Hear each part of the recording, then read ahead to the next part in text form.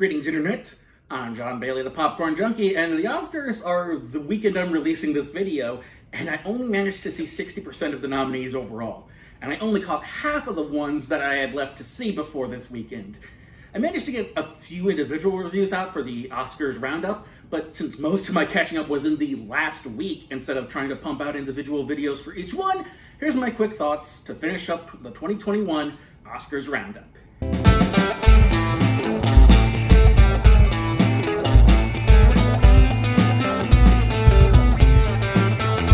This is by far the best of the Oscar nominees I watched. Like, it's a perfect telling of the traditional coming-of-age stories that many of us read in school, but we also get this extra taste of Korean family dynamics, and Steven Yeun and Young Jae-jung are the absolute standout of this whole movie. But the entire cast is also really excellent as we see them all struggle to fulfill this father's dream of being a farmer and how that affects the family around them. It's just genuinely a great movie. I can't recommend it enough.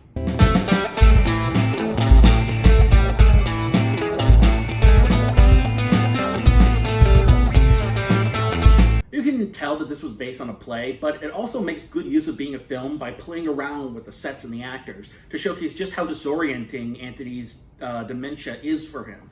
I wasn't in love with it as much as I was Minari or Promising Young Woman, but it's a fantastic actor showcase, especially for Anthony Hopkins, and it's a really heartbreaking story about living with dementia. So if you've got the stomach for that sort of subject material, it's worth checking out at least.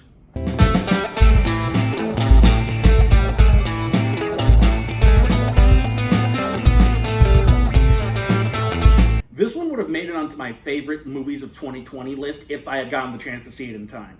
Carey Mulligan is fantastic in this, what is sold as a Me Too era revenge fantasy, but is much more of a character study in how revenge will just drive you over the edge. It's also interesting to see just how many comedians and comedic actors take on this more serious sort of subject material and give these more serious performances. And they all do great. Like, Bo Burnham's great, Alison Brie is great, Jennifer Coolidge is great.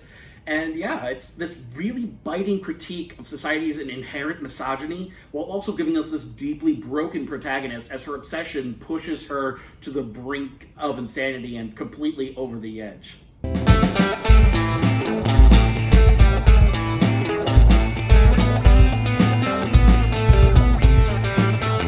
Not gonna lie, this one was pretty bland. Not bad, but you can feel how much of this was a stage play initially, and what isn't, adapting that stage play directly is more of an art film, and I probably would enjoy the play, but the art film part leaves me cold and disinterested.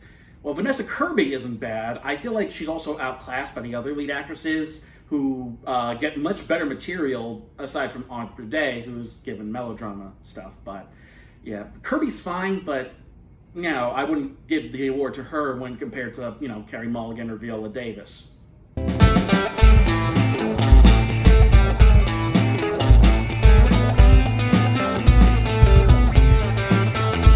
While it dips a bit into pretentiousness, this is an interesting look at a man finding new purpose and meaning in life by recording and interacting with this octopus.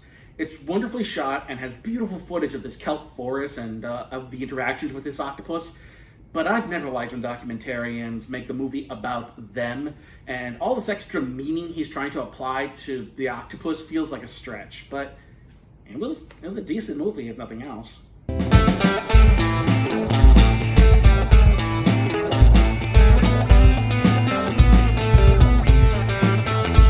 This was a powerful documentary. To learn that the disabled rights movement essentially stemmed from a summer camp for handicapped teens, and that they all started coming back together as they pushed for accessibility while the government either dragged its feet or just completely ignored them, it's amazing to watch unfold.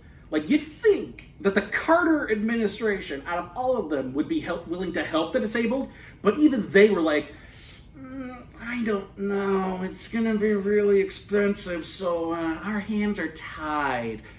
I genuinely can't recommend this movie enough. It is such a powerful story to watch.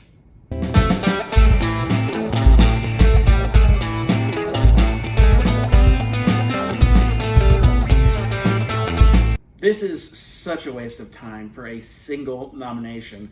Clooney does all right by himself, and it's not like the premise of the story isn't the problem. It's just the execution.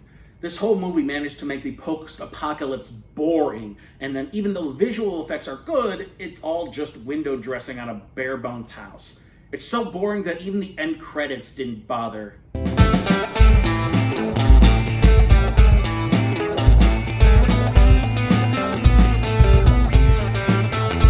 I'll give Love and Monsters this. It wasn't as boring as The Midnight Sky, but both movies only have their effects going for them. The difference is the effects in Midnight Sky are the window dressing, where the effects here play into the action and are much more engaging. Unfortunately, the story and characters are just generic YA caricatures and a sorely wasted Michael Rooker.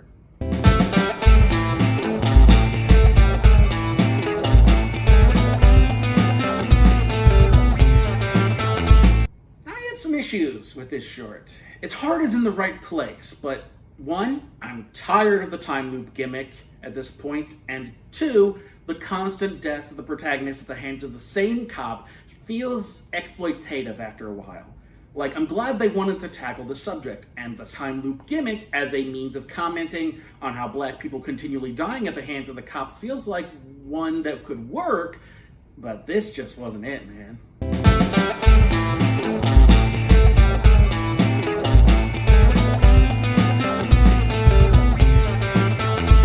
I really wish I could have seen more of the shorts, but this was excellent in showcasing the plight of Palestinians in Israel, and how even this simple act of trying to buy an anniversary present somehow manages to become a political act just because the dude is Palestinian and has to travel through a checkpoint.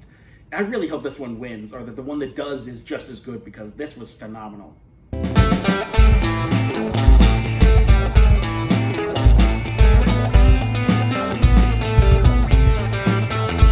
This is an interesting short. It has the sort of Bill Plimpton style art to it, which is nice, and the story is just a massive kick to the soul.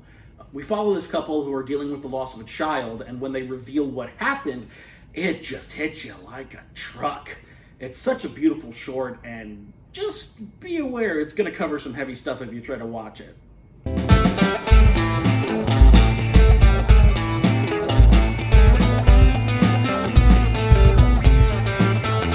I was completely unaware of the story, mainly because I was 3 at the time it happened, but right around the time of the Rodney King assault, Los Angeles saw another act of violence against a black person in the case of Latasha Harlins. Here, Latasha's friends and family bring what they can of her story to life, showing how she was this smart and driven child with big aspirations, and yet an act of violence by this dangerous store owner took her life over a case of orange juice. Orange juice that Latasha was there to purchase with the money in her pocket. While Rodney King's assault garnered more media attention and the miscarriage of justice was the most vivid impetus for the LA riots, Latasha's story is a reminder that LA's black community was seeing violence all over, and it all eventually just boiled into the riots, and wasn't just what happened to King. I also kind of hope that we can get a full-length documentary, because this was such a powerful story and I wanted to know more. If not just about Latasha, then about all other kids like her in LA who were victims of violence, or even just history of how black youth or just minority youths in America, or youths in America are victims of violence. I just think it's a powerful message, and these stories deserve to be told. That takes care of the Oscars roundup. Tonight, as of this upload hopefully, is the awards ceremony. So I'll be putting up a recap of the awards either Monday or Tuesday, hopefully. Until then, see you later, folks.